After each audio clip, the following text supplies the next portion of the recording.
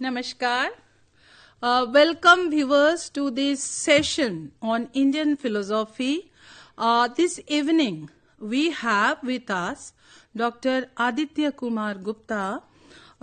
He is going to speak on Buddhism, a philosophical introduction. Let me introduce him very briefly.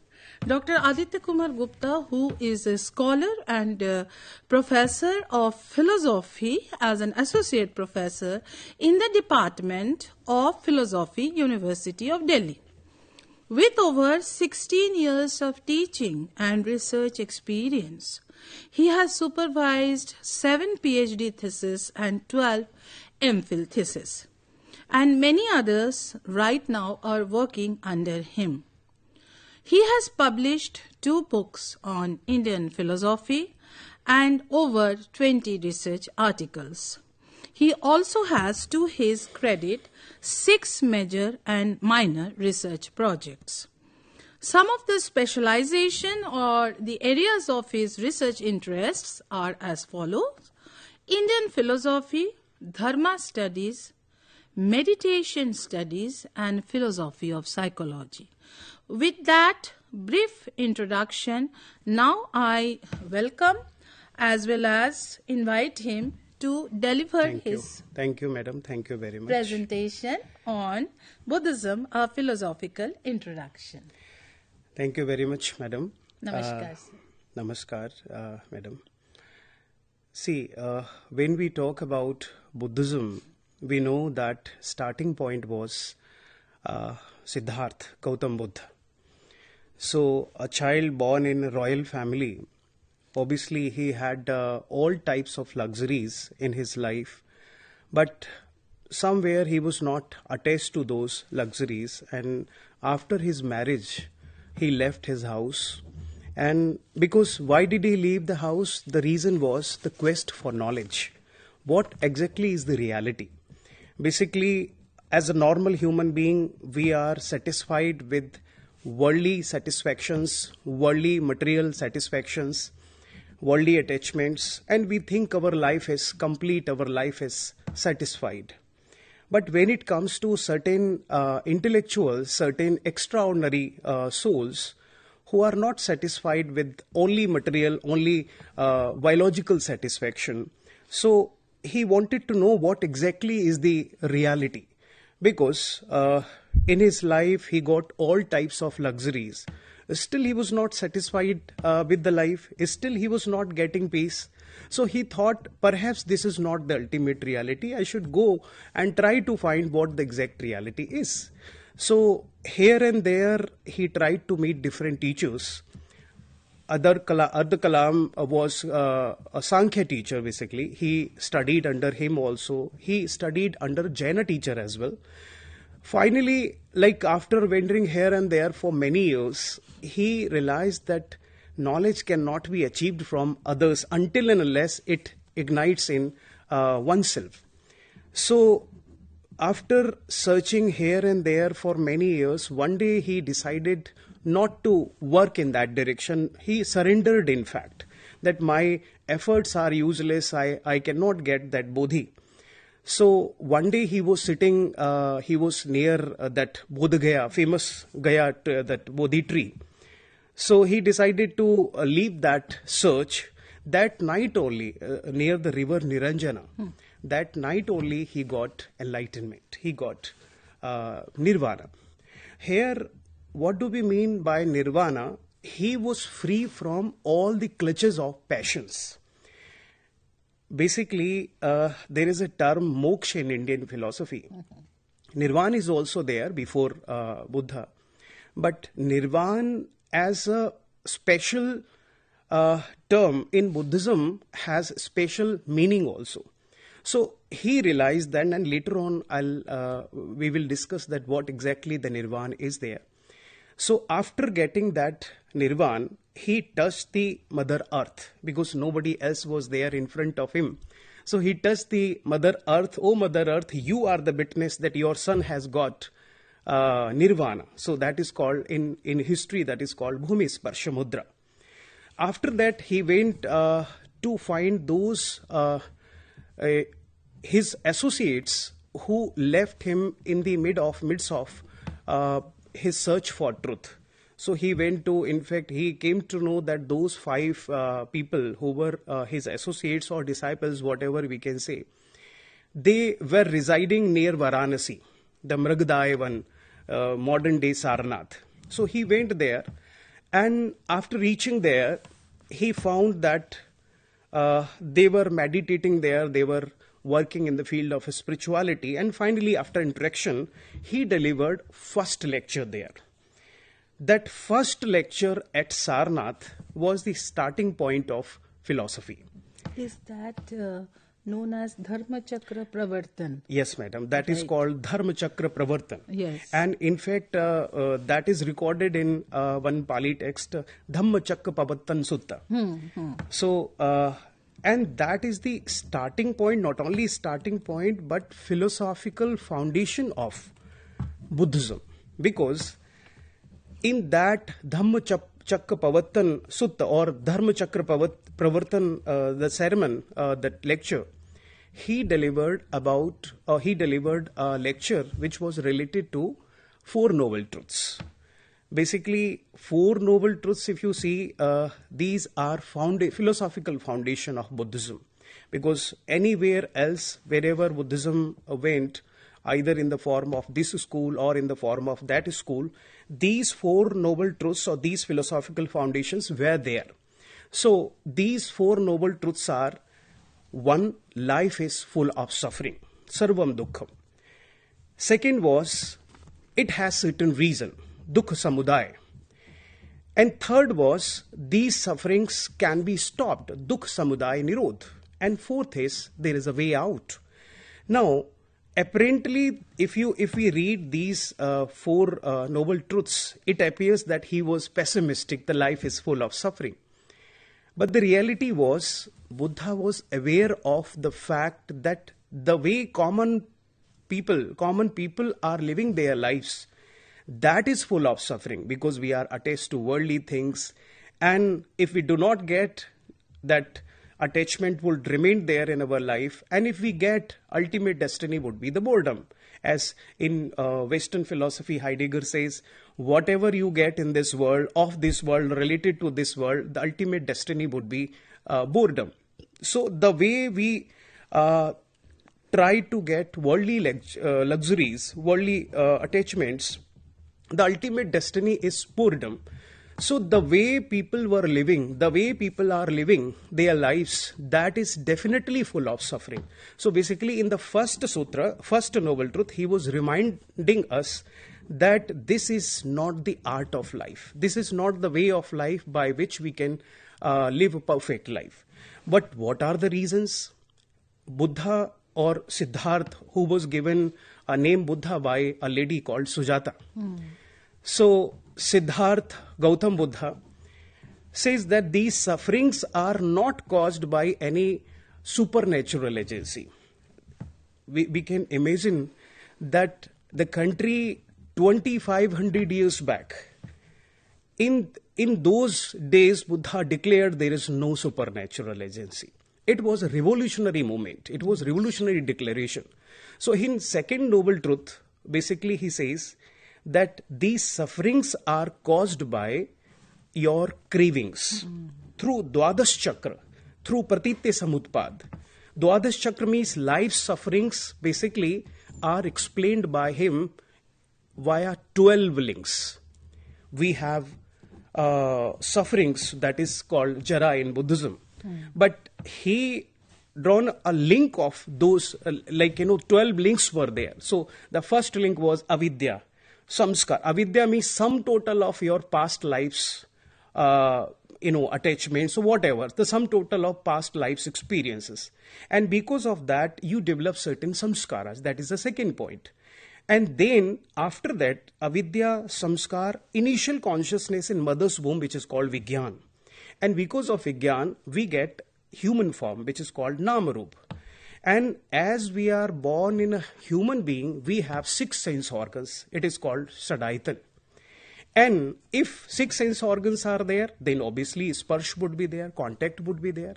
And if contact is there, either good or bad feelings are bound to be there. That is called Vedana. And then till Vedana, you don't have a control. We don't have any control, because if you are eating anything, if you have sense organ, if we have eyes, then definitely I would perceive something. So Vedana is bound to be there. But the real problem starts with the next point, that is called Trishna. So that craving is the real reason. Craving is the starting point of our suffering in every life, whenever we live.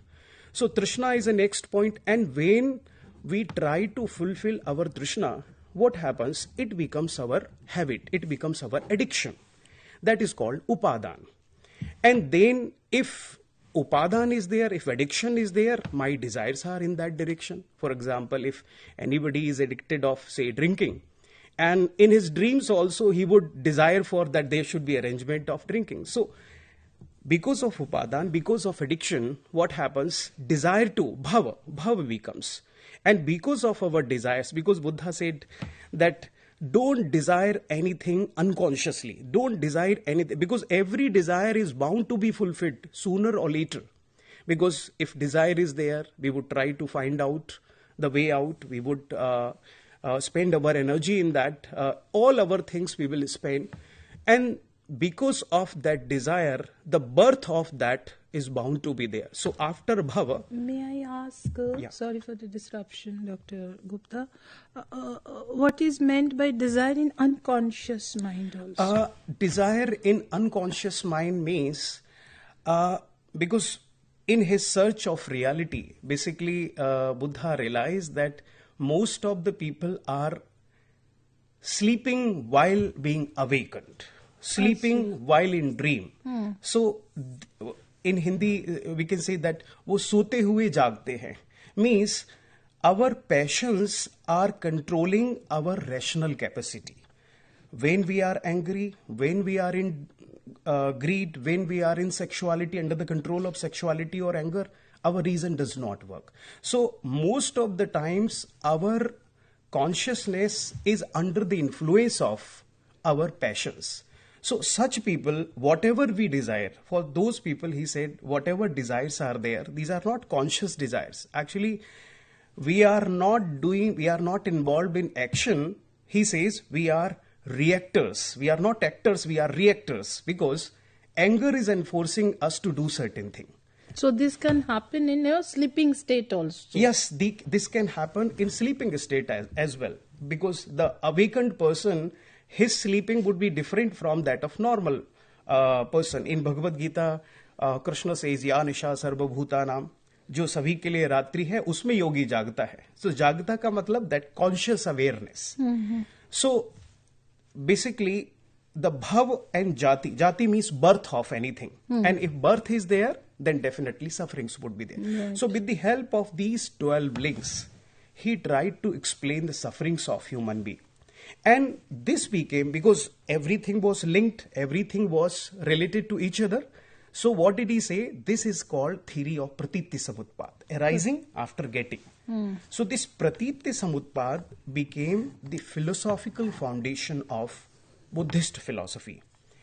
And this pratiti samutpad is the reason behind all other philosophical theories. For example, in Upanishads, the theory of, you say, Shaswatvad is there, eternalism is there. But Buddha said, if things are related to each other, if A has certain reasons behind B, and B has certain reasons behind C, then neither A is permanent nor B is permanent. Nothing can be permanent. The condition for permanence is that there should not be any change. But if A has reason, A has cause, A has effect, it cannot be permanent, because changes are bound to happen. So out of this pratiti samutpad, anatmabad, ashaswatbad, these theories came, which later on changed into chadikvad.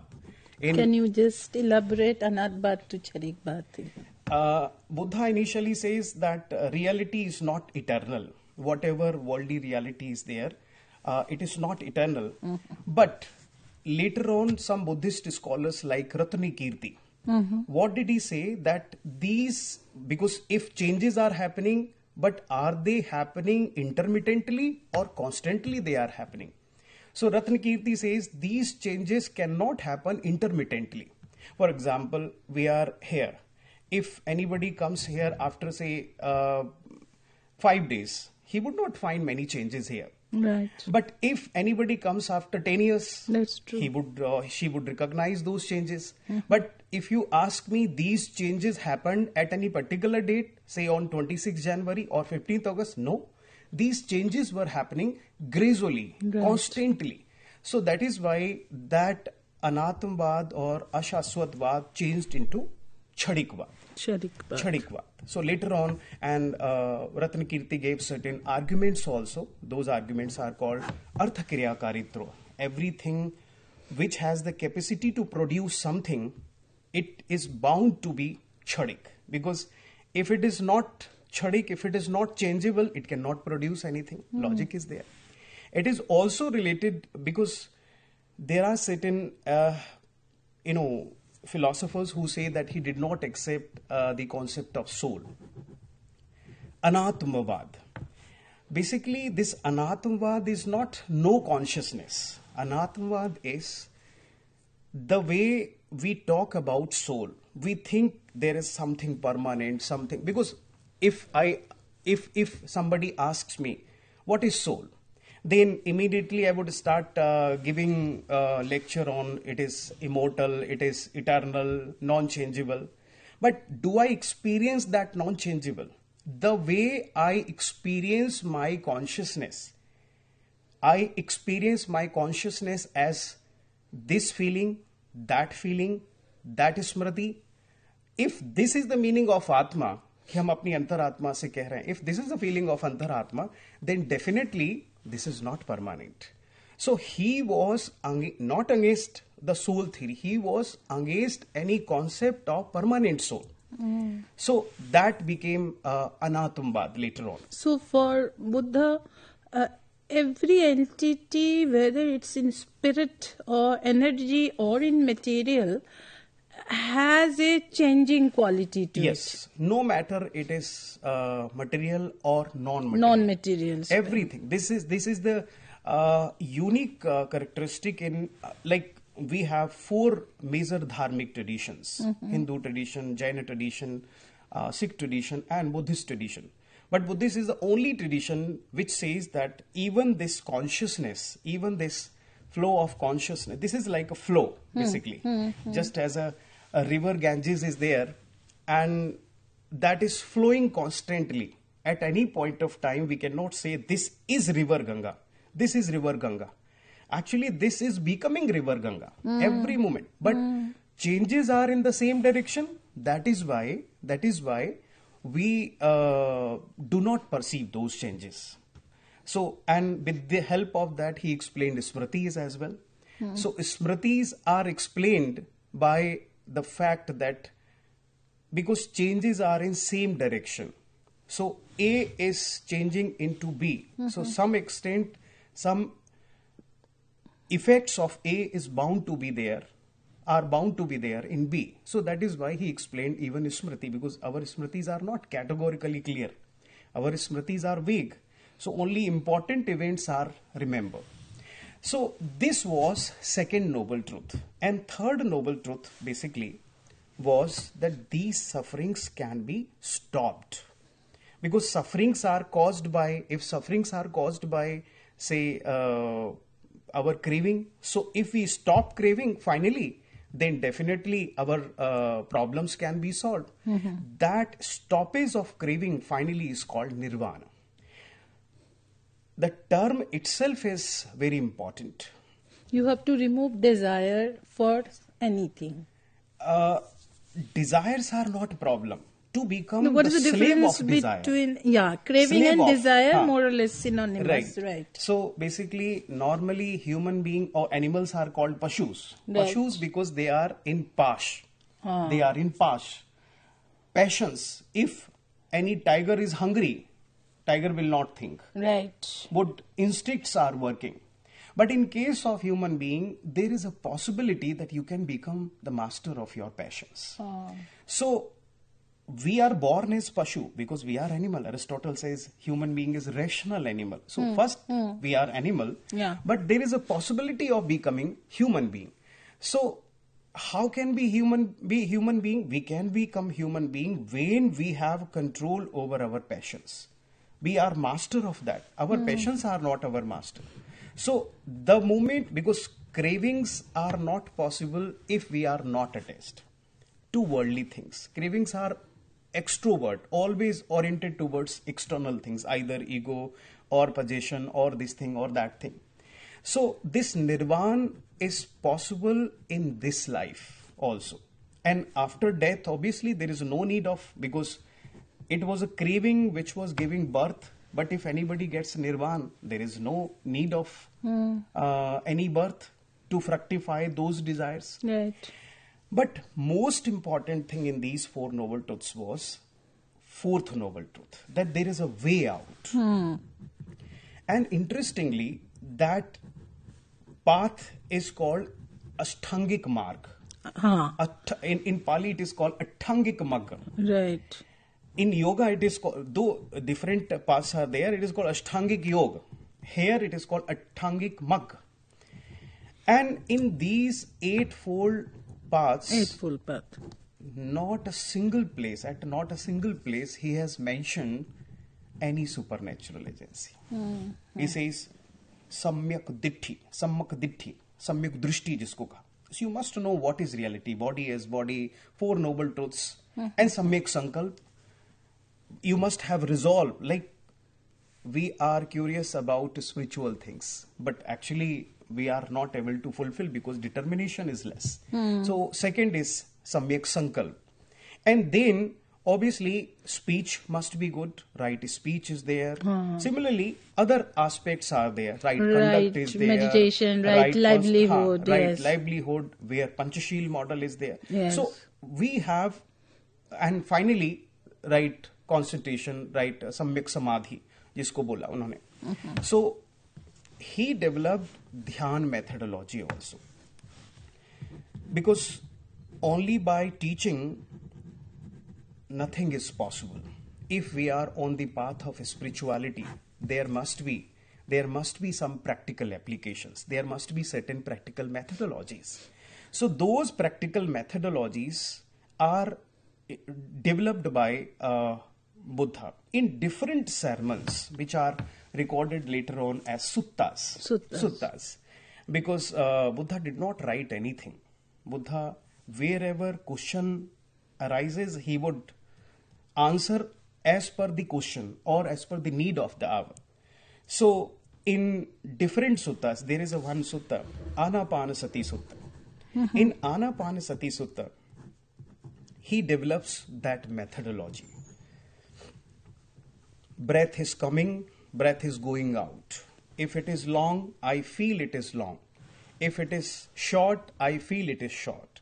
So these things, by gradual processing, he says these are 4 steps of mindfulness. Though the term mindfulness is not correct translation, because Buddha's search was, because that was a Western translation, colonial translation, mindfulness. Now it is still a very fashionable this it word, has become mindfulness. Fashionable, but Yes. that is not the right translation. Right. Because I would, if you ask me, how would you translate that Sakshi Bhav, basically that which is in Upanishads, Sakshi Bhav, that is the dhyan. What is dhyan? When you are conscious to your thought process, to your passions, to your actions, to your body feelings. So that Sakshi Bhav is called dhyan. And later on, that dhyan is extended to your daily life activities. So through breathing process, which is called Vipassana, basically. Vipassana methodology. Vipassana, very famous. So that Vipassana methodology was developed by him. He says, gradually you would develop certain conditions of enlightenment. He says in Anapanasati Sutta, he says there are 7 conditions of enlightenment.